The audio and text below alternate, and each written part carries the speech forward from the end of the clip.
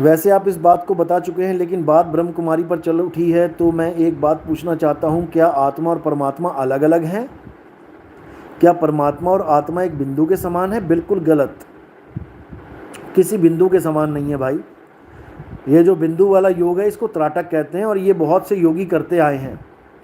कई लोग बिंदु को दीवार पे कोई छोटा सा बल्ब लगा लेते हैं, एलईडी लगा लेते हैं, उसको देखने के लिए लगा लेते हैं, या फिर कई लोग कोई निशान लगा लेते हैं दीवार में, एक गोला सा बना लेते हैं और उसको देखते रहते हैं, देखते रहते हैं, देखते रहते हैं बिना पलक झपकाए।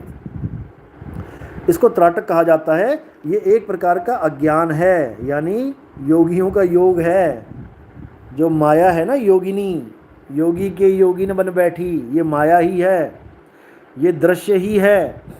दृश्य को दिखाया जा रहा है, लगातार दिखाया जा रहा है, बिना पलके झपके दिखाया जा रहा है, लेकिन दृष्टा क्या है इसका बोध नहीं होता। और उसके बाद वो बिंदु आपको हर जगह दिखाई देने लग जाता है, तो आपको लगता है देखो परमात्मा तो हर जगह विद्यमान है, वो निराकार हर जगह विद्यमान है। जैसे आप सूरज को देखो, लगातार 2-3 मिनट तक अगर आपने सूरज को देख लिया अच्छी तरह, फिर आप जहाँ भी देखोगे आपको वही सूरज दिखाई देने लग जाएगा। तो इसका मतलब ये नहीं कि वो सूरज धरती पे आ गया, जब धरती की तरफ देखा तो सूरज दिखाई दिया, तो इसका मतलब ये नहीं कि वो धरती पे आ गया। इसका मतलब ये है कि तुम माया के जाल में फंस गए, तुम्हें माया ने दबोच लिया, अब तुम नहीं बचे।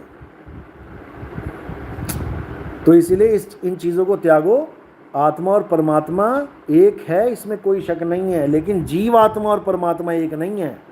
ब्रह्म आत्मा यानी विश्वात्मा और परमात्मा एक नहीं है। तीनों अवस्थाओं को जानो, तीनों को पहचानोगे तभी तीसरे तक पहुंचोगे। जिसके लिए कबीर साहब का एक मैंने सत्संग किया था, कोठरी माही कोठरी परम कोठरी विचारी।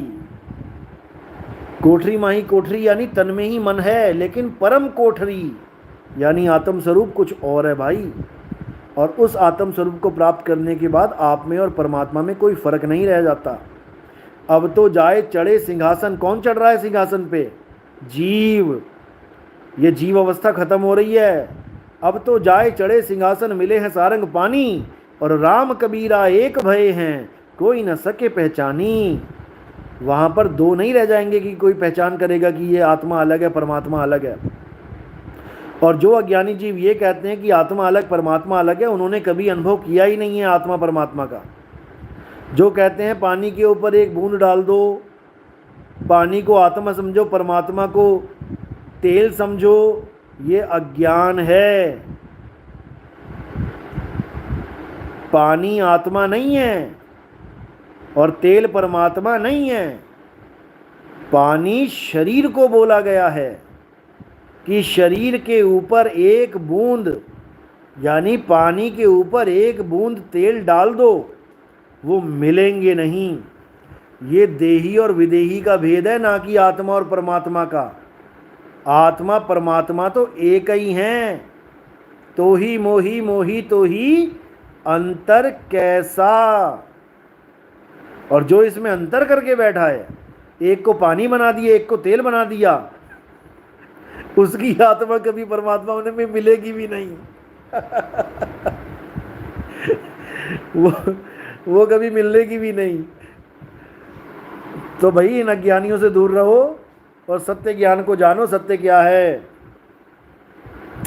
सत्य ये है कि लोहा और हथौड़ा, जो लोहे का अगला भाग होता है, वो एक ही हैं। कटक और कंचन यानी कड़ा और कंचन एक ही हैं। सोना और सोने की चेन एक ही हैं। इसी प्रकार आत्मा और परमात्मा एक ही हैं।